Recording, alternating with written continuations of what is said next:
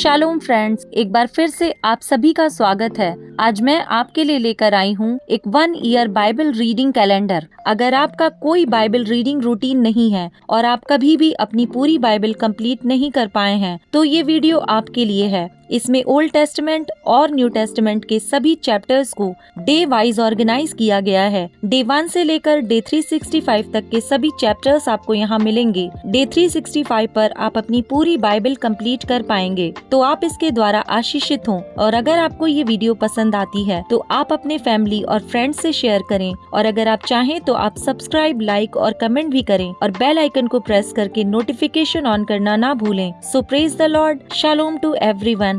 Let's get started.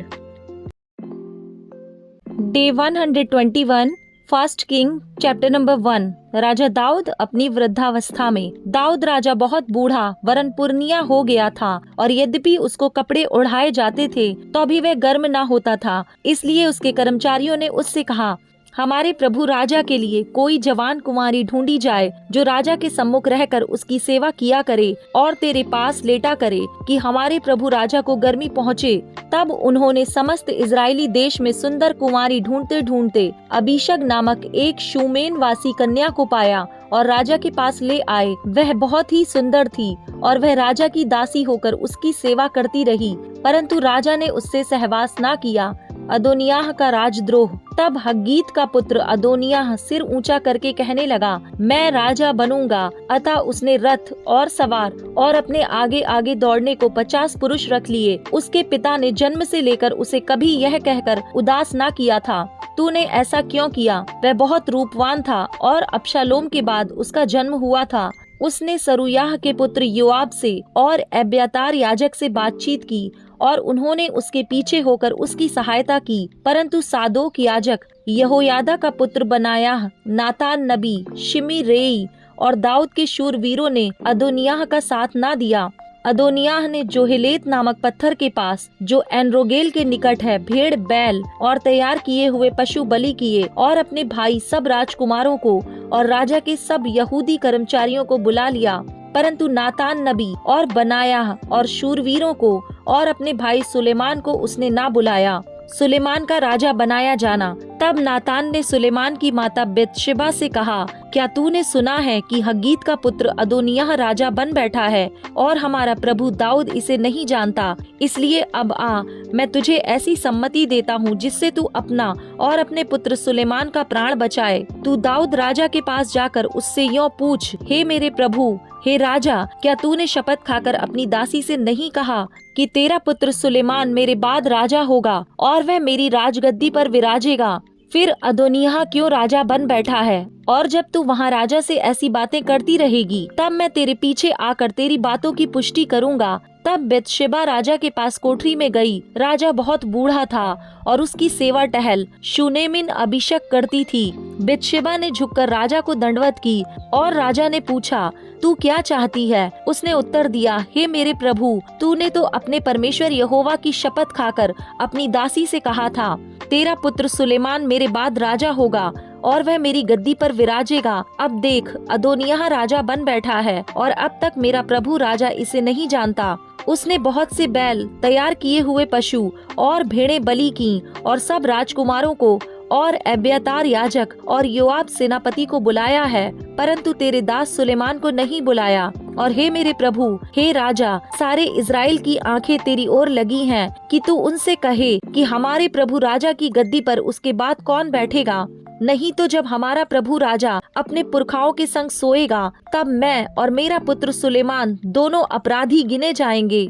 यों बेतशेबा राजा से बातें कर ही रही थी कि नातान नबी भी आ गया और राजा से कहा गया, नातान नबी हाजिर है। तब वह राजा के सम्मुख आया और मुंह के बल गिरकर राजा को दंडवत की। तब नातान कहने लगा, हे मेरे प्रभु, हे राजा, क्या तूने कहा है अदोनियाह मेरे बाद राजा होगा और वह मेरी गद्दी पर विराजेगा? देख, उसने आज नीचे जाकर बहुत से बैल, तैयार किए हुए पशु और भेड़ें बलि की हैं और सब राजकुमारों और सेनापतियों को और एब्यातार याजक को भी बुला लिया है और वे उसके सम्मुख खाते पीते हुए कह रहे हैं, अदोनिय्याह राजा जीवित रहे, परंतु मुझ तेरे दास को और सादोक याजक और यहोयादा के पुत्र बनायाह और तेरे दास सुलेमान को उसने नहीं बुलाया। क्या यह मेरे प्रभु राजा की ओर से हुआ? तूने तो अपने दास को यह नहीं जताया है कि प्रभु राजा की गद्दी पर कौन उसके बाद विराजेगा। दाऊद ने कहा, बेतशेबा को मेरे पास बुला लाओ।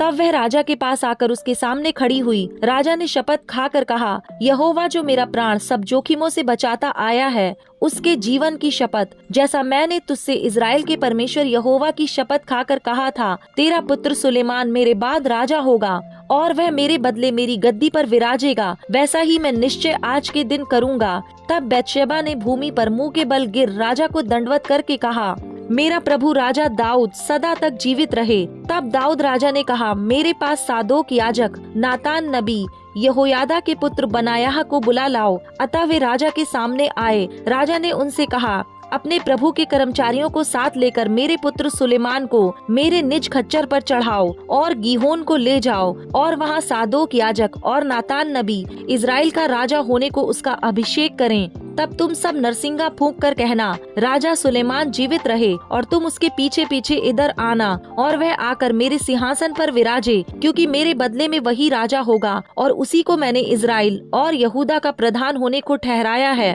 तब यहोयादा के पुत्र बनायाह ने कहा, आमीन। मेरे प्रभु राजा का परमेश्वर यहोवा भी ऐसा ही कहे। जिस रीति यहोवा मेरे प्रभु राजा के संग रहा, उसी रीति वह सुलेमान के भी संग रहे और उसका राज्य मेरे प्रभु दाऊद राजा के राज्य से भी अधिक बढ़ाए। तब सादोक याजक और नातान नबी और यहोयादा का पुत्र बनायाह करेतियों और पलेतियों को संग लिए हुए नीचे गए और सुलेमान को राजा दाऊद के खच्चर पर चढ़ाकर गीहोन को ले चले। तब सादोक याजक ने यहोवा के तंबू में से तेल भरा हुआ सींग निकाला और सुलेमान का राज्य अभिषेक किया।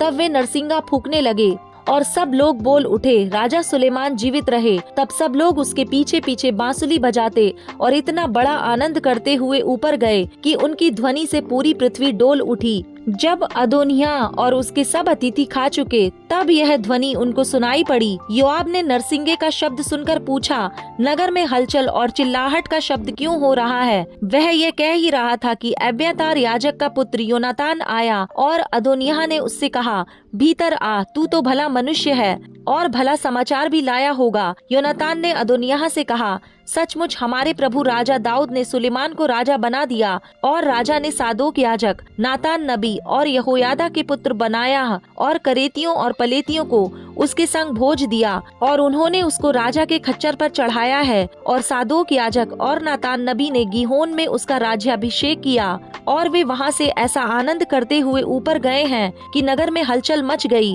और जो शब्द तुमको सुनाई पड़ रहा है वही है, सुलेमान राजगद्दी पर विराज भी रहा है। फिर राजा के कर्मचारी हमारे प्रभु दाऊद राजा को यह कहकर धन्य कहने आए, तेरा परमेश्वर सुलेमान का नाम तेरे नाम से भी महान करे और उसका राज्य तेरे राज्य से भी अधिक बढ़ाए।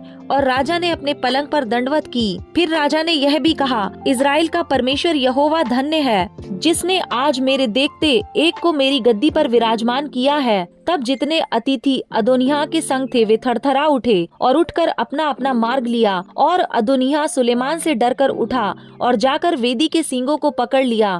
तब सुलेमान को यह समाचार मिला, अदोनिय्याह सुलेमान राजा से ऐसा डर गया है कि उसने वेदी के सींगों को यह कहकर पकड़ लिया है, आज राजा सुलेमान शपथ खाए कि अपने दास को तलवार से ना मार डालेगा। सुलेमान ने कहा, यदि वह भलमनसी दिखाए तो उसका एक बाल भी भूमि पर गिरने ना पाएगा, परंतु यदि उसमें दुष्टता पाई जाए तो वह मारा जाएगा। तब राजा सुलेमान ने लोगों को भेज दिया जो उसको वेदी के पास से उतार ले आए। तब उसने आकर राजा सुलेमान को दंडवत की और सुलेमान ने उससे कहा, अपने घर चला जा।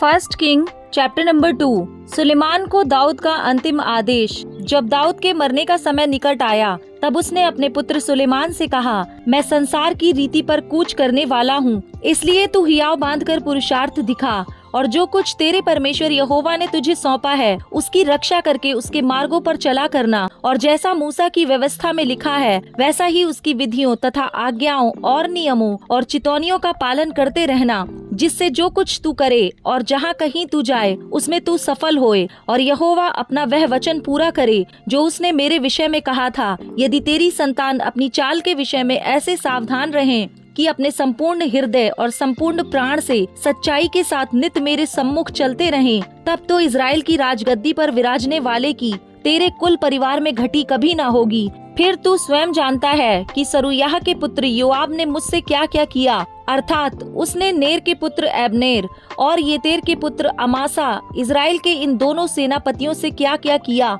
उसने उन दोनों को घात किया और मेल के समय युद्ध का लहू बहाकर उससे अपनी कमर का कमरबंद और अपने पाँवों की जूतियां भिगो दी। इसलिए तू अपनी बुद्धि से काम लेना और उस पक्के बाल वाले को अधोलोक में शांति से उतरने ना देना। फिर गिलादी बरजिल्ले के पुत्रों पर कृपा रखना और वे तेरी मेज पर खाने वालों में रहें, क्योंकि जब मैं तेरे भाई अबशालोम के सामने से भागा जा रहा था तब उन्होंने मेरे पास आकर वैसा ही किया था। फिर सुन, तेरे पास बिन्यामीनी गेरा का पुत्र बहुरीमी शिमी रहता है। जिस दिन मैं महनेम को जाता था उस दिन उसने मुझे कड़ाई से शाप दिया था, पर जब वह मेरी भेंट के लिए यरदन को आया तब मैंने उससे यहोवा की यह शपथ खाई कि मैं तुझे तलवार से ना मार डालूंगा, परंतु अब तू इसे निर्दोष ना ठहराना। तू तो बुद्धिमान पुरुष है, तुझे मालूम होगा कि उसके साथ क्या करना चाहिए और उसके पक्के बाल वाले का लहू बहाकर उसे अधोलोक में उतार देना। दाऊद की मृत्यु। तब दाऊद अपने पुरखाओं के संग सो गया और दाऊदपुर में उसे मिट्टी दी गई। दाऊद ने इज़राइल पर 40 वर्ष राज्य किया। 7 वर्ष तो उसने हेब्रोन में और 33 वर्ष यरूशलेम में राज्य किया था। तब सुलेमान अपने पिता दाऊद की गद्दी पर विराजमान हुआ और उसका राज्य बहुत दृढ़ हुआ। अदोनिय्याह को मृत्यु दंड। तब हग्गीत का पुत्र अदोनिय्याह सुलेमान की माता बेतशेबा के पास आया। बेतशेबा ने पूछा, क्या तू मित्र भाव से आता है? उसने उत्तर दिया, हाँ, मित्र भाव से। फिर वह कहने लगा, मुझे तुझसे एक बात कहनी है। उसने कहा, कह। उसने कहा, तुझे तो मालूम है कि राज्य मेरा हो गया था और समस्त इज़राइली मेरी ओर मुंह किए थे कि मैं राज्य करूं, परंतु अब राज्य पलटकर मेरे भाई का हो गया है, क्योंकि वह यहोवा की ओर से उसको मिला है। इसलिए अब मैं तुझसे एक बात मांगता हूँ, मुझसे नाही ना करना। उसने कहा, कहे जा। उसने कहा, राजा सुलेमान तुझसे नाही ना करेगा, इसलिए उससे कह कि वह मुझे शूनेमिन अबीशक को ब्याह दे।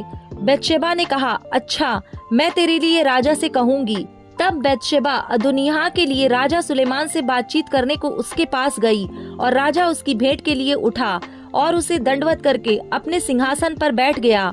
फिर राजा ने अपनी माता के लिए एक सिंहासन रख दिया और वह उसकी दाहिनी ओर बैठ गई। तब वह कहने लगी, मैं तुझसे एक छोटा सा वरदान मांगती हूँ, इसलिए मुझसे नाही ना करना। राजा ने कहा, हे माता, मांग, मैं तुझसे नाही ना करूँगा। उसने कहा, वह शूनेमिन अबीशग तेरे भाई अदोनिय्याह को ब्याह दी जाए। राजा सुलेमान ने अपनी माता को उत्तर दिया, तू अदोनिय्याह के लिए शूनेमिन अबीशग ही को क्यों मांगती है? उसके लिए राज्य भी मांग, क्योंकि वह तो मेरा बड़ा भाई है। और उसी के लिए क्या, अब्यातार याजक और सरूयाह के पुत्र योआब के लिए भी मांग।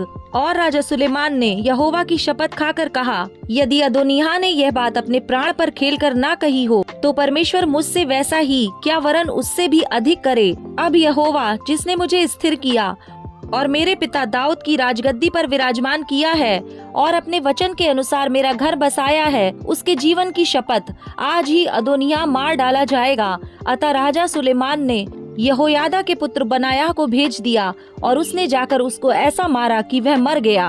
अब्यातार याजक का हटाया जाना। तब अब्यातार याजक से राजा ने कहा, अनातोत में अपनी भूमि को जा, क्योंकि तू भी प्राण दंड के योग्य है। आज के दिन तो मैं तुझे ना मार डालूंगा, क्योंकि तू मेरे पिता दाऊद के सामने प्रभु यहोवा का संदूक उठाया करता था और उन सब दुखों में जो मेरे पिता पर पड़े थे तू भी दुखी था। और सुलेमान ने अब्यातार को यहोवा के याजक होने के पद से उतार दिया, इसलिए कि जो वचन यहोवा ने एली के वंश के विषय में शीलो में कहा था वह पूरा हो जाए। योआब को मृत्यु दंड। इसका समाचार योआब तक पहुंचा। योआब अबशालोम के पीछे तो नहीं हो लिया था, परंतु अदोनिय्याह के पीछे हो लिया था। तब योआब यहोवा के तंबू को भाग गया और वेदी के सींगों को पकड़ लिया। जब राजा सुलेमान को यह समाचार मिला, योआब यहोवा के तंबू को भाग गया है और वह वेदी के पास है, तब सुलेमान ने यहोयादा के पुत्र बनायाह को यह कहकर भेज दिया कि तू जाकर उसे मार डाल। तब बनायाह ने यहोवा के तंबू के पास जाकर उससे कहा, राजा की यह आज्ञा है, निकल आ। उसने कहा, नहीं, मैं यहीं मर जाऊंगा। तब बनायाह ने लौटकर यह संदेश राजा को दिया, योआब ने मुझे यह उत्तर दिया। राजा ने उससे कहा, उसके कहने के अनुसार उसको मार डाल और उसे मिट्टी दे। ऐसा करके निर्दोषों का जो खून योआब ने किया है, उसका दोष तू मुझ पर से और मेरे पिता के घराने पर से दूर करेगा, और यहोवा उसके सिर पर वह खून लौटा देगा, क्योंकि उसने मेरे पिता दाऊद के बिना जाने अपने से अधिक धर्मी और भले 2 पुरुषों पर, अर्थात इज़राइल के प्रधान सेनापति नेर के पुत्र एबनेर और यहूदा के प्रधान सेनापति येतेर के पुत्र अमासा पर टूटकर उनको तलवार से मार डाला था।